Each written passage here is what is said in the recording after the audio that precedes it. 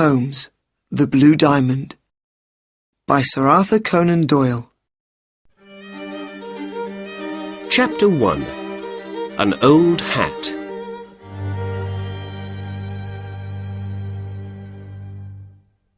My name's Dr. Watson, and I'm a good friend of the famous detective Sherlock Holmes. 2 days after Christmas last year, I went to his house at 221B Baker Street. I wanted to say Happy Christmas to him. When I arrived, I found him in the sitting room. He was by the window with some newspapers next to him. There was an old hat on a chair near him, and he had a magnifying glass in his hand. "You're working on something," I said. "Shall I go?"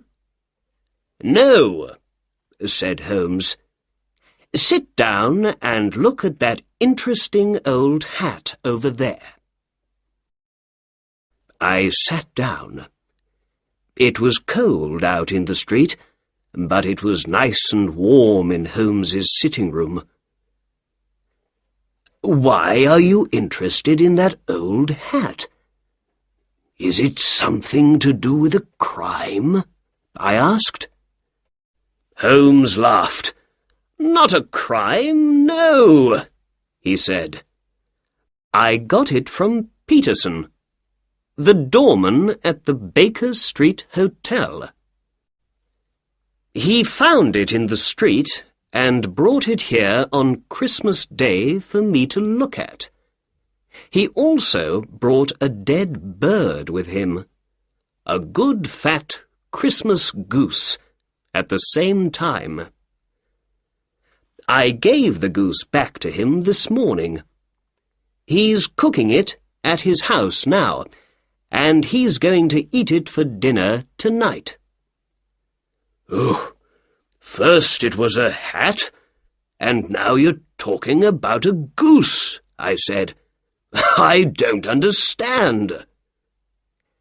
"Then let's begin when it all began," said Holmes.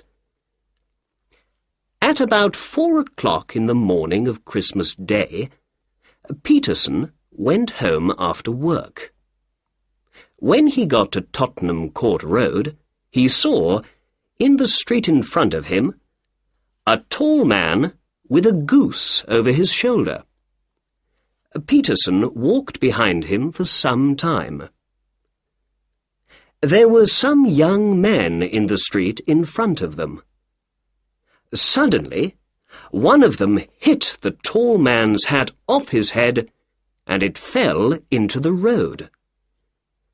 Then the tall man tried to hit the young man with his walking stick, but by accident he broke the window of a shop behind him. At that moment, Peterson ran to the man to help him, but the tall man ran away. Perhaps he felt bad about breaking the shop window. Perhaps he thought that Peterson, in his doorman's coat and hat, was a policeman. When he ran, he left his Christmas bird in the street next to his hat. The young men ran away at the same time.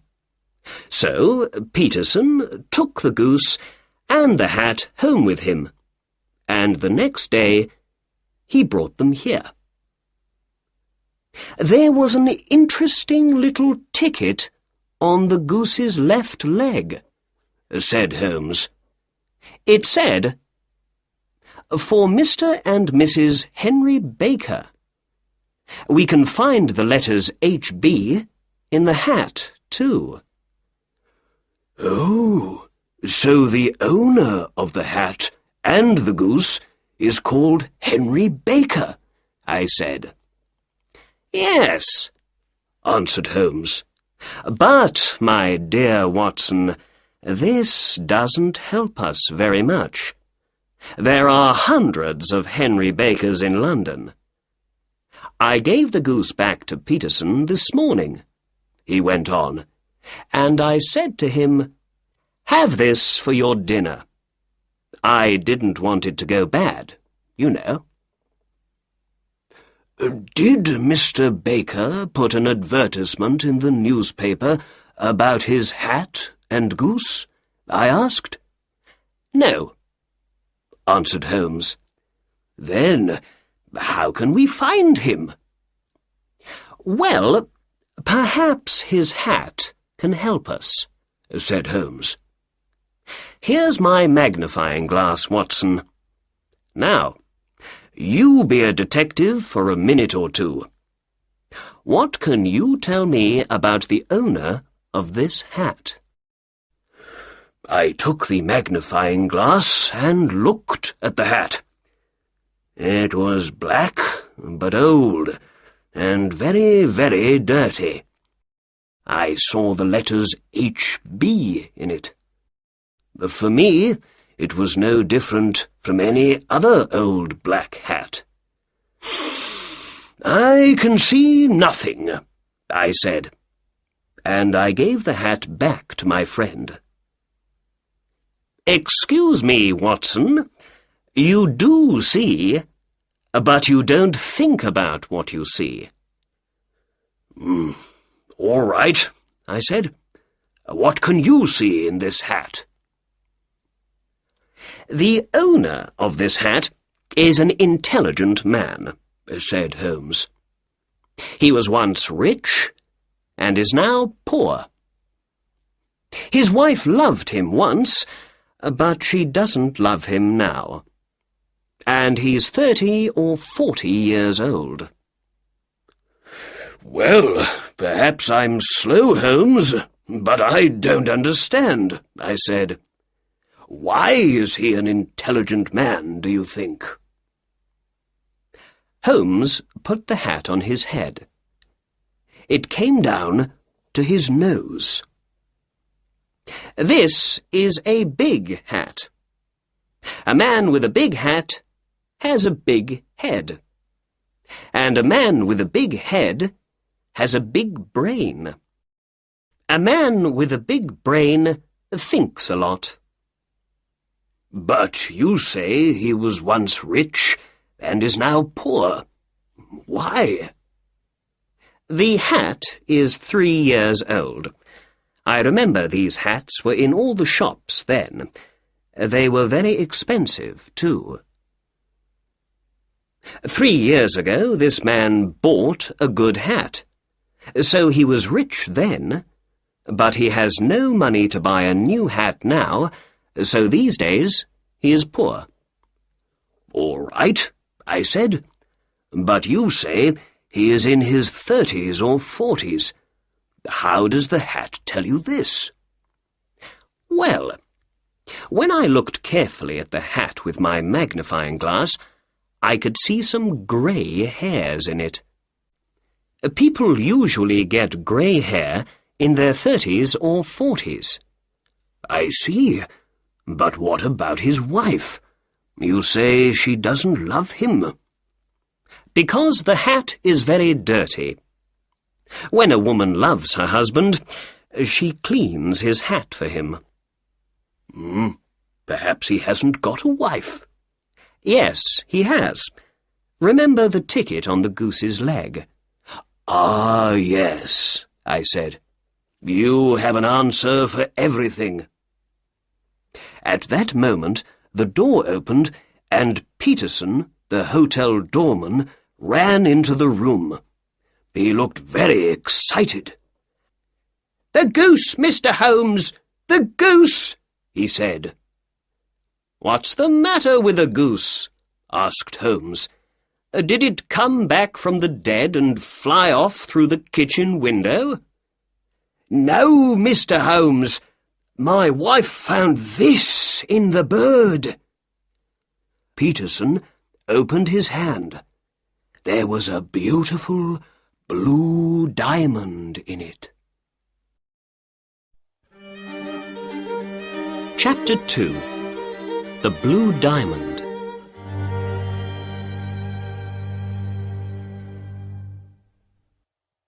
When Sherlock Holmes saw the diamond in the doorman's hand, he sat up. "Well, well, Peterson," he said. "What a wonderful thing to find in a goose. Do you know what you have in your hand?" "I think it's a diamond, Mr. Holmes. Is it expensive?" "Yes, it is," said Holmes. "This is the Countess of Morcar's blue diamond. It disappeared a week ago." "How do you know that?" I said. "Watson, you must read the newspapers more often. There's an advertisement in the Times today about it. Here, look." Holmes gave the advertisement to me. Then Holmes spoke to the doorman.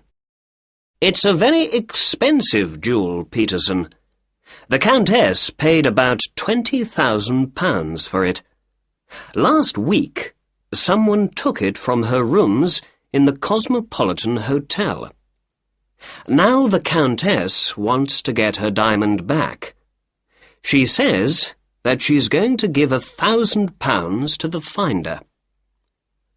"£1,000?" cried Peterson excitedly. Then, without saying more, he sat down in the chair between us. First he looked at Holmes, and then he looked at me. "The diamond disappeared 5 days ago, I think," I said. "Yes," answered Holmes. "They say a young man, John Horner, took it. Here's a newspaper report about the case." Holmes gave an old newspaper to me, and I read the report. "A diamond disappears from the Cosmopolitan Hotel.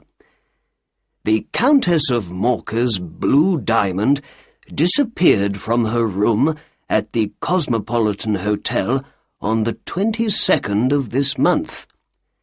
The police think John Horner, 26 years old, took the diamond from a jewel box when he went to repair the window in the room.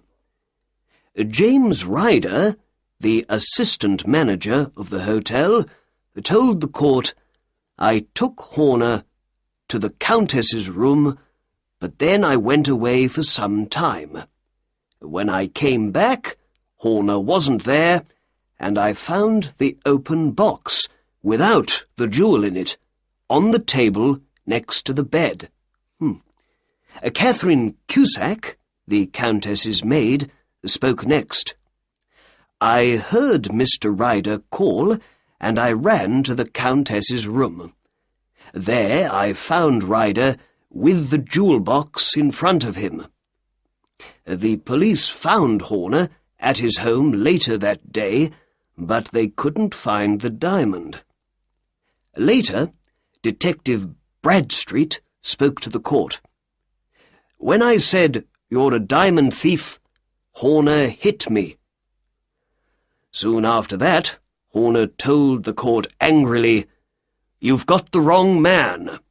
I didn't take the Countess's diamond. I'm not a thief.'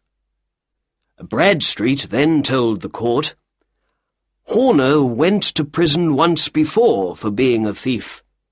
I say he took the diamond. The case goes to the High Court next week.'" "Well, that's the newspaper report about the diamond," said Holmes. "Now we need to understand how the jewel left the Countess of Morcar's room in the Cosmopolitan Hotel and arrived in Tottenham Court Road in a goose. You see, Watson, there is a crime in this case. Here's the diamond. The diamond came from the goose, and the goose came from Mr. Henry Baker, the man with the old hat. I know you felt a little bored when I told you all about Mr. Baker, but now we must find him. Where and how does he come into the case of the blue diamond?" The answer to these two questions is most important. "But how can we find him?" I asked. "Through a newspaper advertisement," answered Holmes. He took a pen and began to write. "Did you lose a goose and a black hat some days ago in Tottenham Court Road? Are you called Henry Baker? Please come to 221B Baker Street this evening at 6:30 to get your things." "There. That says it all, I think," said Holmes. "Yes, but is he going to read it?" I asked. "Yes, Watson, I think he is. He's a poor man, remember? At the time he was afraid because of his accident with the shop window, but now I believe he feels very sorry about running away and thinks, 'Why did I leave that bird in the street?' Perhaps he looked for a newspaper advertisement about it yesterday. I think he's going to look again today, too. What's more, we've got his name in the advertisement, so I believe his friends are going to see it and tell him about it." "Yes, I see," I said.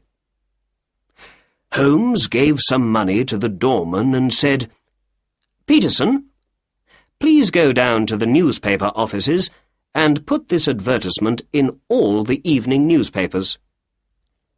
"Very good, sir. And shall I leave the diamond with you, sir?"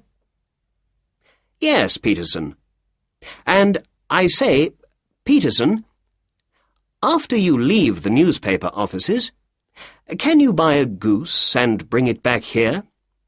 We need a new bird for Mr. Henry Baker when he comes. Your family is eating the old one for dinner today, so he can't have that."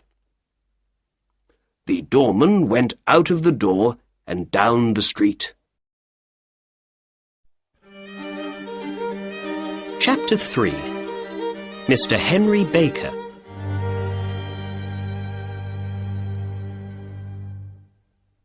Holmes took the blue diamond in his hand and looked at it. "What a beautiful thing," he said. "Look at the wonderful colours in it. Dark blues and cold whites. All big jewels make people into thieves and killers in the end. This one comes from the south of China, near the Amoy River. It's only 20 years old, so it's a young thing. But already, many terrible crimes are happening because of it. I'm going to put it in my safe now, and then let's write a letter to the Countess of Morcar and say we have her beautiful blue diamond here with us." "But Holmes," I said, "I don't understand. Is that young man Horner innocent after all?" "I don't know." "And what about Henry Baker? The tall man with the hat and the goose. Is he the jewel thief, perhaps?" "No, I don't think he is. I believe he's an innocent man. I don't think he knew there was an expensive diamond in his goose. A jewel worth more than £20,000. But let's wait and see. Perhaps Mr. Baker's going to answer our advertisement this evening, and then we can learn something more about him." "All right," I said. "I can come back after work this evening. I'm very interested in the answer to this case." "Good," replied Holmes. "Dinner is at 7 o'clock. I got to Baker Street at 6:30 that evening. There was a tall man already at Sherlock Holmes's front door when I came down the street.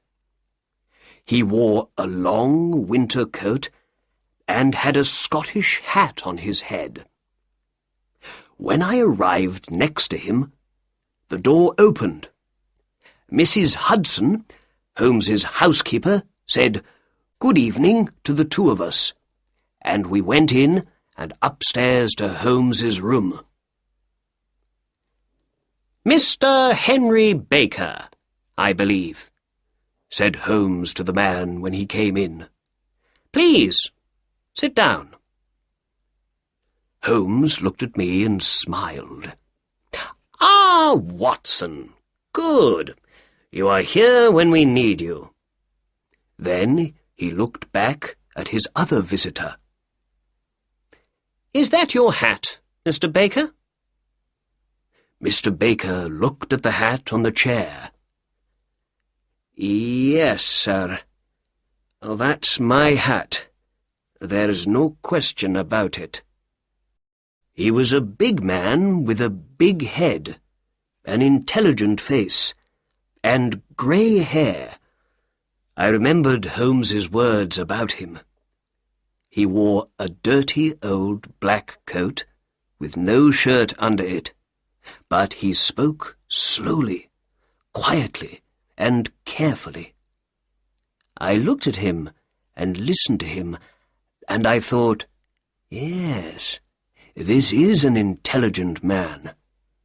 He was rich once, but now he has no money, and things aren't easy for him. "We found your hat and your goose some days ago," said Holmes. "But we couldn't find you very easily, Mr. Baker. We didn't know your address.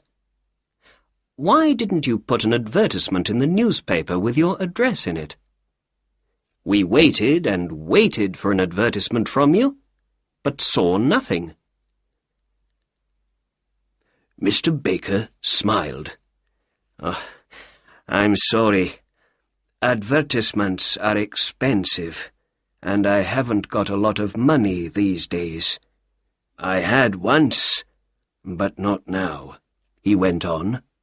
"And, well, I thought those young men in Tottenham Court Road had my hat and my goose, and I didn't want to put an expensive advertisement in the newspaper for nothing."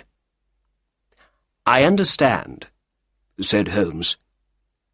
"Now, before we say more, I must tell you something about your goose, Mr. Baker. I'm sorry, but, well, we ate it yesterday, you know." "You ate it?" said our visitor, and he stood up excitedly. "Yes. Well, we didn't want it to go bad, you see. But we bought a nice new goose this morning for you. It's on the table there, by the door. Is that all right for you?" "Oh, yes, yes," said Mr. Baker happily. He sat down again. "And let's see. I think we have your old goose's feet, head, and everything from inside it in the kitchen. Do you want those?" The man laughed. "No, no," he said. "But I'd like to take that nice new goose home with me. Thank you very much." Sherlock Holmes looked at me with a little smile. "Very well," he said to Mr. Baker. "There is your hat, and there is your bird. Please take them. Oh, and before you go, can you tell me something? Where did you get your goose? I know a lot about geese, and that was a very good bird, I can tell you." "Well, sir," said Baker. He stood up and took his hat and the goose in his hands. "I got that bird at the Alpha, a pub near the British Museum. This year, the owner of the pub, Mr. Windygate, began a goose club. Every week, we all put 5 or 6 pence into a money box, and at Christmas time, we all had the money for a goose. With that, he said goodbye and left.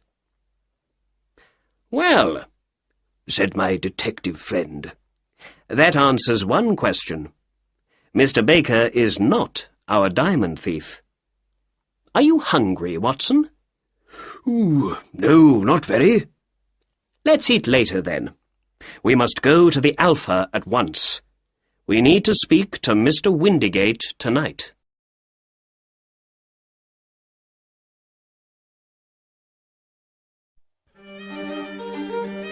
Chapter 4. To Mr. Breckenridge's. Holmes and I put on our coats and hats and went out into the cold winter street. The sky was dark over our heads.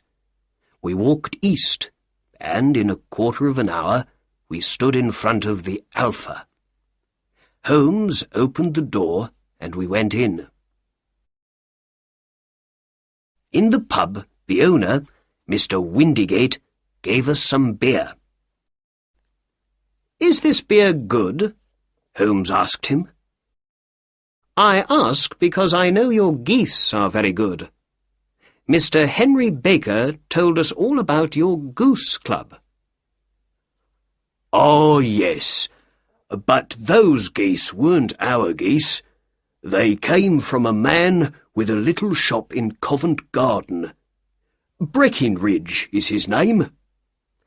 "Thank you, my good man," said Holmes. We paid for our beer and drank it. Then we walked out of the warm pub and into the cold night again. "Now for Covent Garden," said Holmes, and we walked down the street past the British Museum. "Remember, Watson, it all began with a goose, but it finishes with 7 years in prison for young Mr. Horner. Perhaps we can learn more about this interesting case in Mr. Breckenridge's shop." We walked south and soon came to Mr. Breckenridge's shop. A Breckenridge and a boy were at the door. It was nearly time to close for the night. "Good evening. It's a cold night," said Holmes. "How can I help you?" asked Breckenridge. Holmes looked at the empty shop window. "No geese, I see," he said. "There are some in that other shop, there behind you." "Ah, but I came to you because I hear your geese are very good. Breckenridge's birds are the best," he said. "Who said that?" "The owner of the Alpha." "Ah, yes. He had 24 of my geese 2 days before Christmas." "They were very good birds, too. Where did you get them?" "I'm not going to tell you," said Breckenridge angrily.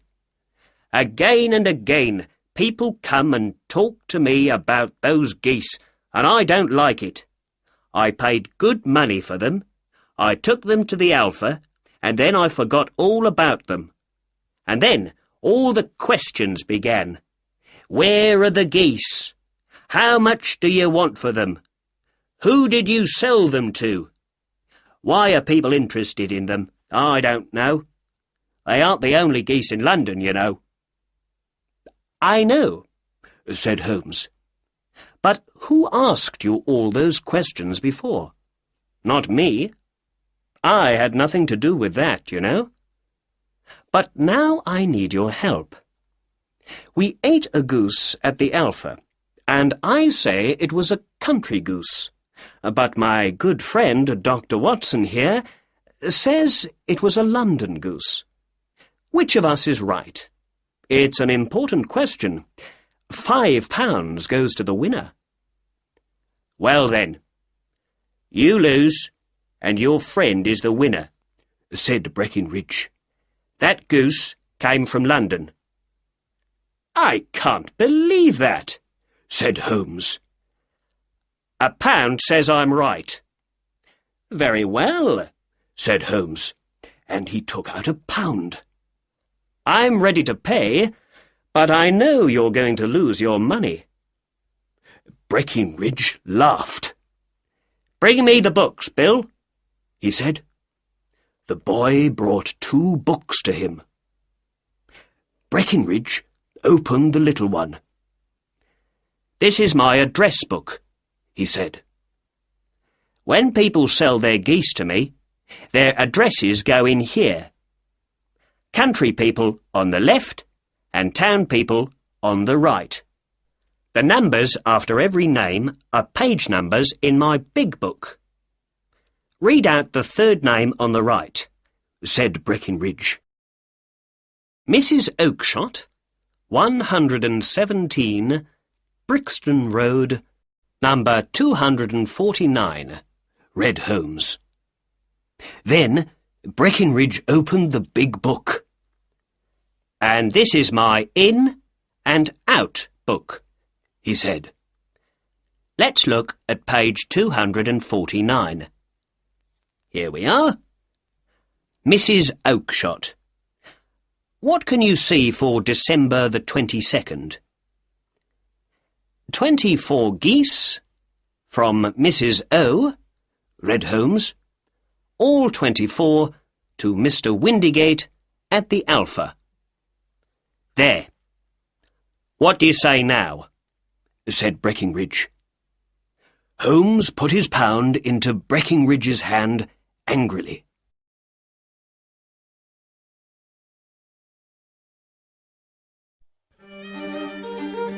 Chapter 5. A Weak Little Man.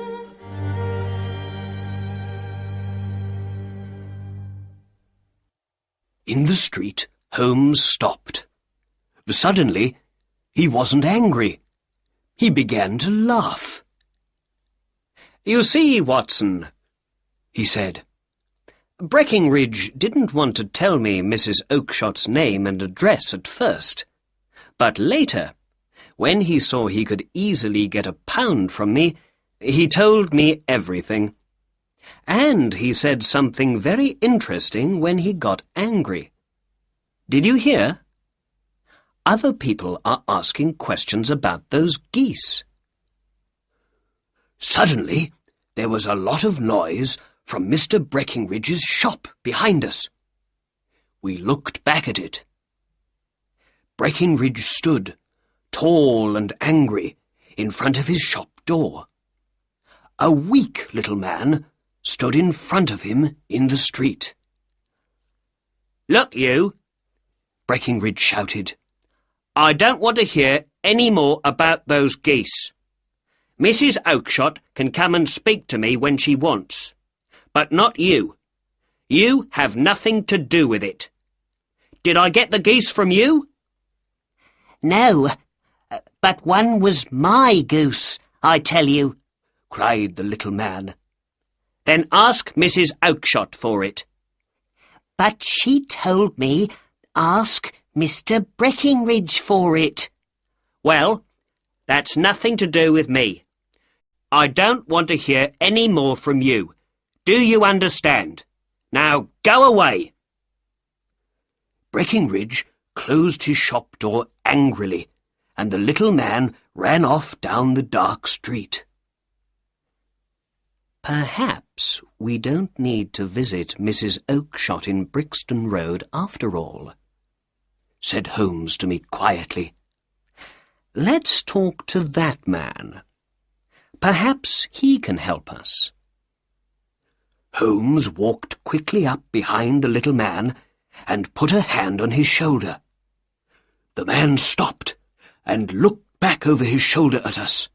His face was white. Who are you? What do you want? He asked weakly. Excuse me, said Holmes, but I heard your questions to that shop owner. I think I can help you. Who are you? And how can you help me?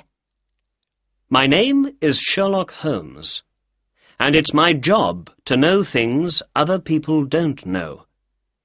But you can't know anything about this. Excuse me, I know everything. You want to find 24 geese. Mrs. Oakshott of Brixton Road sold them to Mr. Breckinridge here. He sold them to Mr. Windygate, the owner of the Alpha, and Mr. Windygate sold them to the people in his goose club. Oh, sir, this is wonderful. Oh, I'm very happy to meet you, said the little man excitedly. You are right. I am very interested in those geese. Oh, more than I can say. Why don't we go to a warm room in my house for a talk, then? I don't like standing here in the cold street. Holmes put out his arm, and a cab stopped for us. But before we go, can you please tell us your name? The little man looked at Holmes and then at me before he answered. John Robinson, he said. No, no, said Holmes quietly. We'd like to know your real name, please. The stranger's face changed from white to red. Oh, very well. My real name is James Ryder, he said. Well, well, well, said Holmes. Assistant manager of the Cosmopolitan Hotel. Now, let's get into the cab and go home. Then I can tell you everything you want to know. So, we got into the cab and went home. Ryder looked excited, but said nothing. Holmes didn't speak at all in the cab.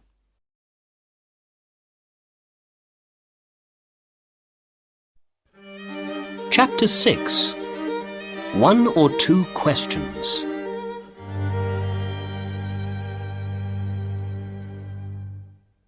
When we arrived at 221B Baker Street, we got out of the cab and went in. Back in his sitting room, Holmes spoke at last. Please sit down, Mr. Ryder. Now, where were we? Ah, yes. You want to know what happened to those 24 geese. Or perhaps what happened to one of those geese. You are interested in only one bird, I think. A white goose with a black tail. Oh, sir, Ryder said excitedly. Where did that bird go to? It came here. And it was a most interesting bird. We found something in it after it died. The most wonderful thing. Here it is. Our visitor stood up weakly. Holmes opened his safe and took out the blue diamond. In his hand it was cold and beautiful. Ryder looked at the jewel, but said nothing. Holmes spoke for him. We know it was you, Ryder, he said. Sit down and have a drink. You look very weak. I gave Ryder a drink. He sat down and drank it quickly and looked at Holmes. I saw he was afraid. You don't need to tell me much, said Holmes. I know nearly everything about the case, but I have 1 or 2 questions to ask. How did you hear of the Countess of Morcar's blue diamond? Catherine Cusack. Her maid told me, said Ryder. I see. Holmes went on. So you and Cusack wanted to get the diamond and sell it for lots of money. You asked John Horner to come and repair the window in the room, because you knew of his time in prison.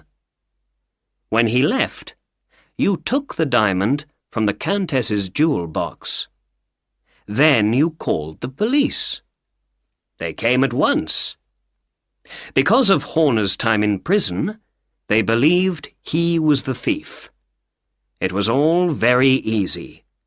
Then— "Oh, please, please," cried Ryder, now on the floor at Holmes's feet.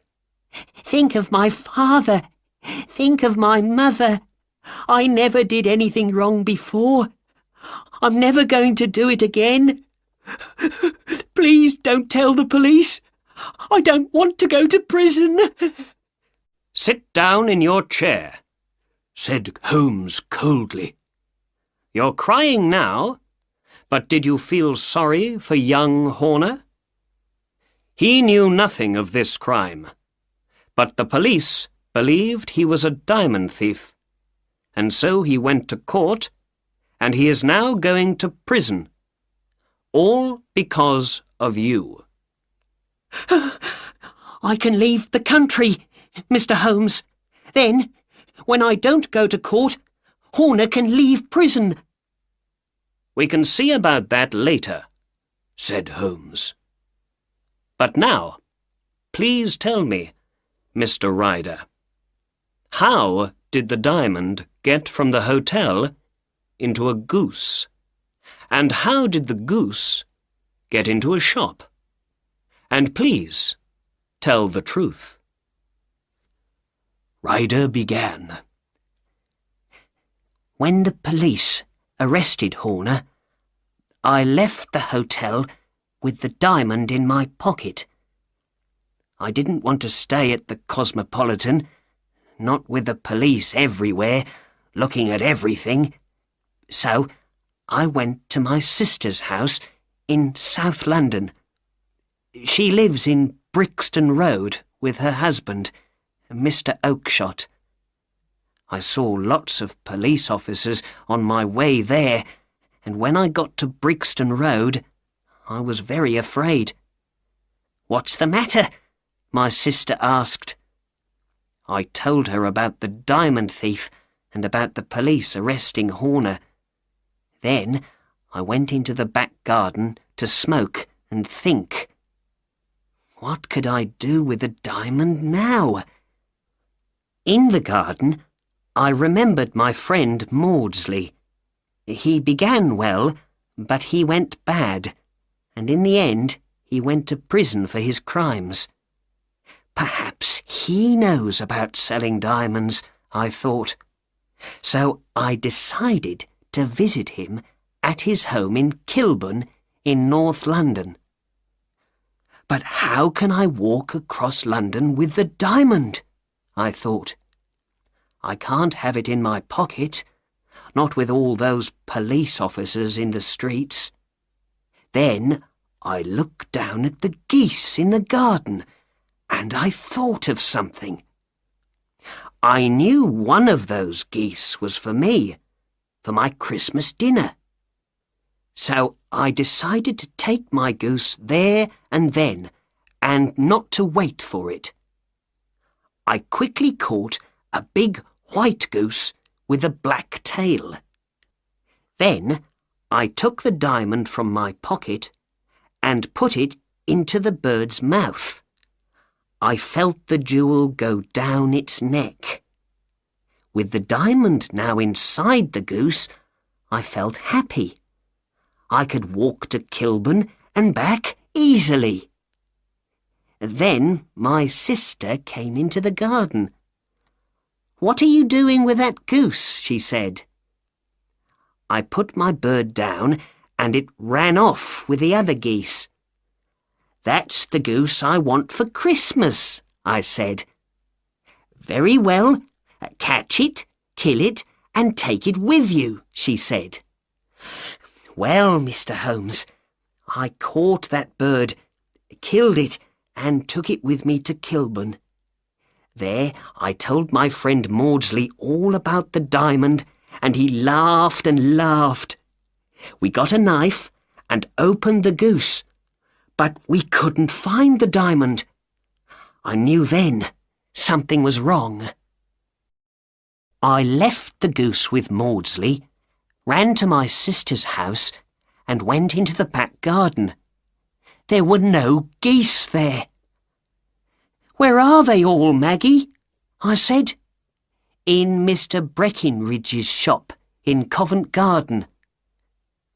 "Were there 2 birds with black tails?" I asked. "Yes, there were, James," she said, and to my eyes one was no different from the other. I understood it all then. The diamond was inside the other goose with the black tail, and that goose was now in Mr. Breckinridge's shop. I ran to Covent Garden at once and went to Breckinridge's. But the geese weren't in his shop, and when I asked about them, he told me, "I sold them all at once." "But you must tell me. Where are they now?" I asked again and again. But he never told me. You and Dr. Watson heard him earlier tonight, Mr. Holmes. He never answered my questions. Now my sister thinks I'm a terrible brother. I'm a thief. I'm going to lose my good name. And I never got any money from my crime at all. Oh, what's going to happen to me? He put his head in his hands and began to cry. Holmes didn't speak for a long time. Then, in the end, he stood up and opened the door. "Get out," he said. "Oh, thank you. Thank you, sir," said Ryder. "Be quiet and get out," said Holmes again. And, with that, Ryder ran out of the door, downstairs, out into the street, and away. "After all, Watson," said Holmes, "it's not my job to do the police's work for them. And young Horner's going to be all right. Ryder isn't going to go to court now. Without him, the police have no witness to say Horner was the thief. Perhaps I'm doing something wrong, but I don't believe it. I think I'm helping Ryder to be a better man. Send him to prison now, and you make him into a thief for life. But now he's afraid. He's not going to go wrong again. We found the solution to the crime, and that makes me happy. And it's Christmas after all. And Christmas is a time to be nice to other people, I believe. And now, Watson, let's ask Mrs. Hudson to bring in our dinner."